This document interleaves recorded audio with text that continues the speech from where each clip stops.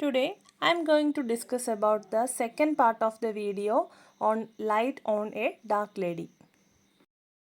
Next, it is mentioned about Rosalind's father's name. റൊസാലിൻഡിൻ്റെ ഫാദറിൻ്റെ name Ellis Franklin. അതേപോലെ റൊസാലിൻഡിൻ്റെ great grandfather's name is Abraham. Abraham ഒരു rabbi ആയിരുന്നു എന്നാണ് പറയുന്നത്. റബ്ബി എന്ന് പറയുന്നത് ഒരു ജൂയിഷ് സ്കോളർ അല്ലെങ്കിൽ ജൂയിഷ് ലോസ് ഒക്കെ പഠിപ്പിക്കാനായിട്ട് നിയോഗിക്കപ്പെട്ട സ്പിരിച്വൽ ലീഡേഴ്സ് ഉണ്ടാവുമല്ലോ, അവരെ വിളിക്കുന്ന ഒരു പേരാണ്. He was also A professor of English. അതേപോലെ ആൻസിസ്ട്രി എന്ന് പറയുന്നത് ഹി കെയിം ഫ്രം ബ്രസേലു, BRESLAU. ബ്രസേലു എന്ന് പറയുന്നത് അതായത് പോളണ്ടിലെ സൗത്ത് വെസ്റ്റേൺ പാർട്ടിലുള്ള ഒരു സിറ്റിയാണ്. വ്രോക്ലോ സിറ്റി എന്നും അറിയപ്പെടുന്നു. WROCLAW. അടുത്തായിട്ട് പറയുന്നത് that great grandfather he spend a lot of money for charitable schemes. Religious leader ആയതുകൊണ്ട് തന്നെ ഒത്തിരി ചാരിറ്റി പ്രവർത്തനങ്ങൾക്കൊക്കെ പൈസ ഒരുപാട് ചെലവഴിച്ചിരുന്ന ഒരു ആളായിരുന്നു. Next, the speaker mentioned about an incident where the Franklin family invited the speaker to stay with them in a summer holiday. അടുത്തായിട്ട് ഇവിടെ speaker mention ചെയ്യുന്ന ഒരു സംഭവം, അതായത് ഫ്രാങ്ക്ലിൻ ഫാമിലി തന്നെയും ഇൻവൈറ്റ് ചെയ്ത ഒരു ഇൻസിഡൻ്റ് ആണ്. ഒരു സമ്മർ ഹോളിഡേയിൽ ഫ്രാങ്ക്ലിൻ ഫാമിലി ഈ സ്പീക്കറിനെയും അവരുടെ കൂടെ കൂട്ടത്തിൽ കൂട്ടി. ഒരു റെൻറ്റിനെടുത്തൊരു 2 അപ്പാർട്ട്മെൻറ്റ്സിലായിരുന്നു ഇവരുടെ സമ്മർ ഹോളിഡേയ്സ് സ്പെൻഡ് ചെയ്തിട്ടുണ്ടായിരുന്നത്. During 1930s, ഹിറ്റ്ലേഴ്സ് persecution to the Jews was at its peak time. During that time, the Franklin's family spent a lot of time with the German Jewish Refugee Committee in Vauban Square.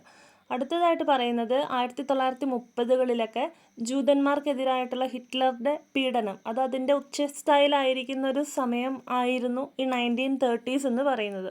അപ്പോൾ ആ ഒരു സമയത്ത് Franklin കുടുംബം, റൊസാലിൻഡിൻ്റെ family നെയിമാണ് ഈ Franklin. അപ്പോൾ Franklin കുടുംബം അതായത് വോബോൺ സ്ക്വയറിൽ ജർമ്മൻ ജൂയിഷ് റെഫ്യൂജി കമ്മിറ്റി അവരുമായിട്ട് ഒരുപാട് അടുത്ത് ഇടപഴകിയിരുന്നു എന്നാണ് പറയുന്നത്. വോബോൺ സ്ക്വയർ എന്താണെന്ന് പറയാം. അത് ലൊക്കേറ്റ് ചെയ്യുന്നത് ലണ്ടനിലാണ്. ഈ 2ാം ലോക മഹായുദ്ധത്തിൻ്റെ ഒക്കെ സമയത്ത് ഈ ലണ്ടനിലെ വോബോൺ സ്ക്വയറിൽ അത് നാസി പീഡനത്തിൽ നിന്നൊക്കെ പലായനം ചെയ്തു വരുന്ന അഭയാർത്ഥികളെ പിന്തുണയ്ക്കുന്ന ഒരു സംഘടനകളുടെ ഒരു കേന്ദ്രമായിട്ട് മാറിയിട്ടുണ്ടായിരുന്നു.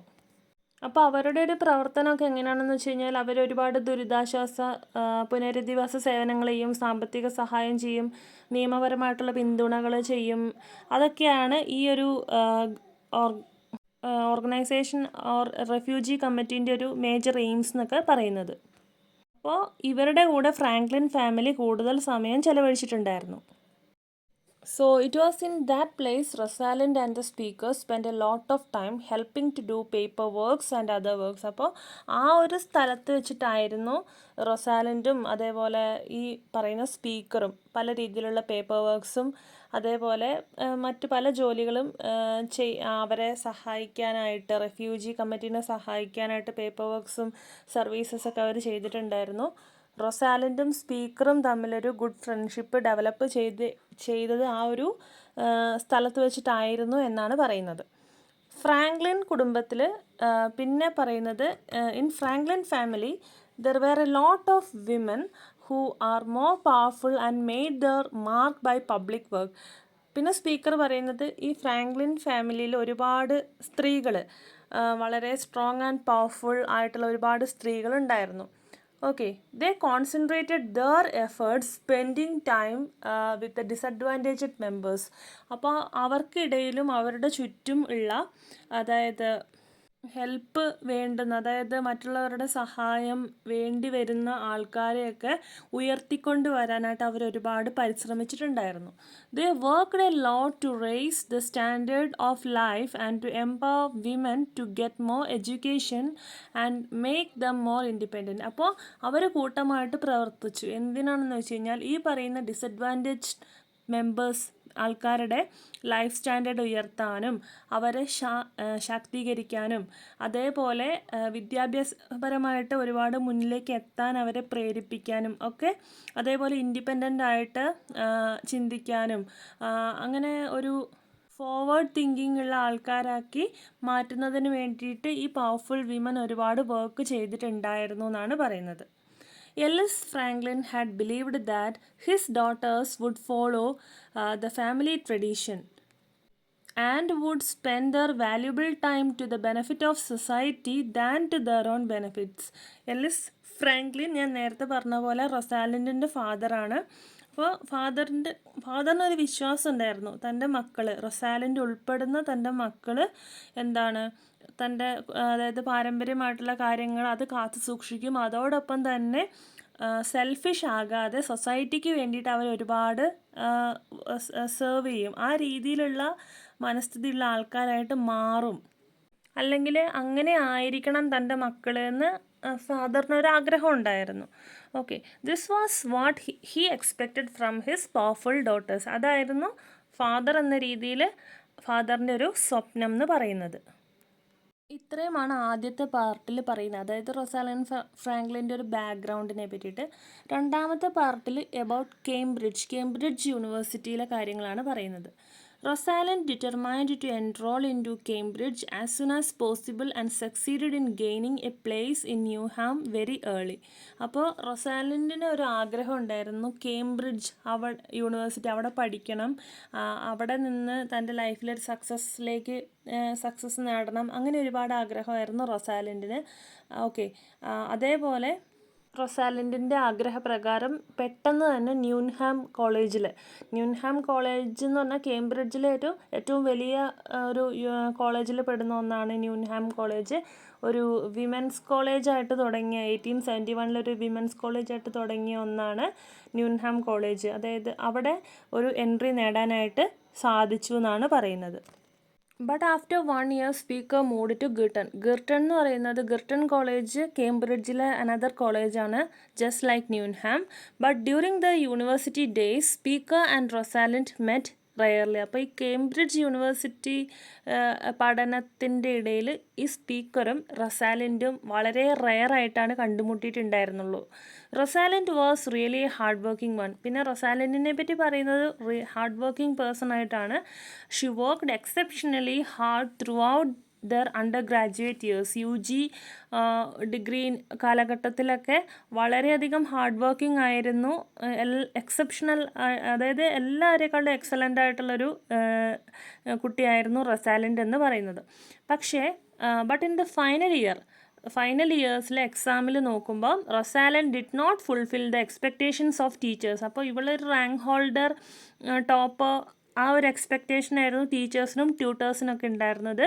പക്ഷേ അവൾക്ക് ഫസ്റ്റ് ക്ലാസ് പോലും കിട്ടിയിട്ടുണ്ടായിരുന്നില്ല, സെക്കൻഡ് ക്ലാസ്സിൽ ഒതുങ്ങേണ്ടി വന്നു എന്നാണ് പറയുന്നത്.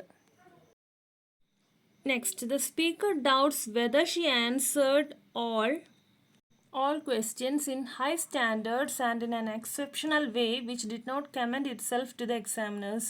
അപ്പോൾ ഇവിടെ സ്പീക്കർക്ക് ഉറപ്പുണ്ട് റൊസാലിൻഡ് ഒരു ഹൈ ടാലൻറ്റഡ് ആണ് എന്നുള്ള രീതിയിൽ. അപ്പോൾ പക്ഷേ ഫൈനൽ എക്സാമിന് എങ്ങനെയാണെന്നറിയില്ല, സെക്കൻഡ് ക്ലാസ്സിൽ ഒതുങ്ങേണ്ടി വന്നു. അപ്പോൾ സ്പീക്കർക്ക് ഉള്ളൊരു ഡൗട്ട് എന്താണെന്ന് വെച്ച് കഴിഞ്ഞാൽ എല്ലാ ക്വസ്റ്റ്യനും ഒരു ഹൈ സ്റ്റാൻഡേർഡ് കീപ്പ് ചെയ്ത് ഒരു എക്സെപ്ഷണൽ വേ, അതായത് എക്സാമിനേഴ്സിന് വേണ്ട ആൻസേഴ്സ് അല്ല, റൊസാലിൻഡിൻ്റെ ഒരു അഭിപ്രായത്തിൽ എങ്ങനെയാണോ വേണ്ടത് ആ രീതിയിലൊരു ഹൈ സ്റ്റാൻഡേർഡ് ലാംഗ്വേജ് ആയിരുന്നു റൊസാലിൻഡിൻ്റേത്. അതുകൊണ്ട് എക്സാമിനേഴ്സിന് അത് ഇഷ്ടപ്പെടാവുകയും ആ രീതിയിൽ മാർക്ക് കുറഞ്ഞ് വരികയുമാണ് ചെയ്തത്. അതാണ് സ്പീക്കറിൻ്റെ ഒരു മെയിൻ ഡൗട്ട് എന്ന് പറയുന്നത്.